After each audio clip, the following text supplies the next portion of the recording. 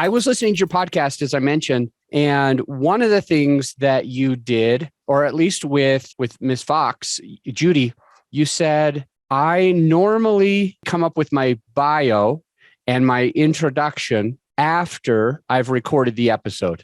And that stuck to me when I was listening to your podcast. I thought it was good, and I wanted you to share with another podcaster today. Why do you do that after? And also, does it make it more work? I think there's a lot of different theories about what and how you should do at podcasting.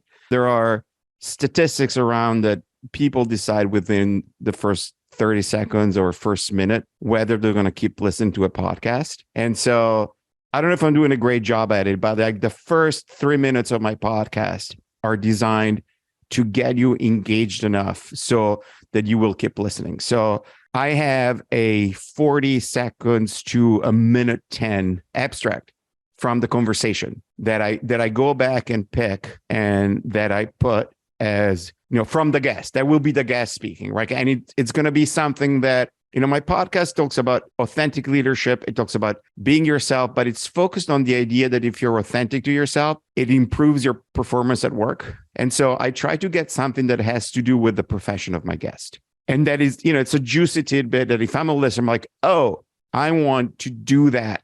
I want to listen to it.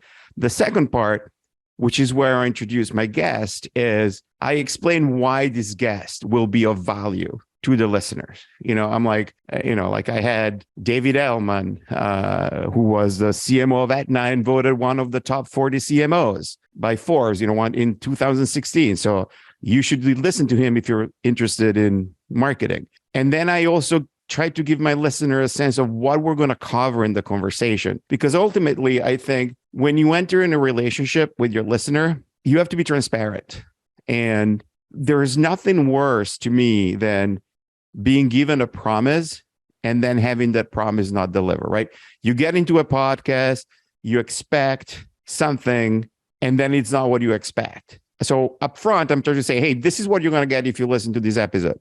Hopefully, it will keep you interested and engaged and you will listen. And if you decide that that's not for you and walk away, I'm sorry on one hand, but at the same time, hopefully you will appreciate the fact that I saved you 30 minutes on your day. So that's why I do it. I do post-production work. I have a professional editor that takes away the ums and the uhs and the spaces and tightens up the sound, etc.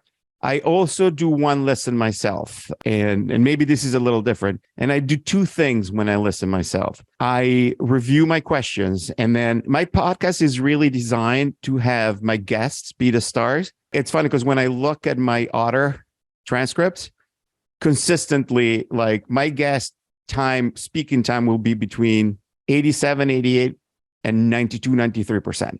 And the rest is me. And so I want to tighten up my questions so that the space for the answers is better. And in some cases, and I'm giving away a secret here, but in some cases, because I'm somebody who thinks speaking, I will get into a question and I will need to refine it as I'm talking to my guests, right? So I'll get into it one way and then a different way and then a different way.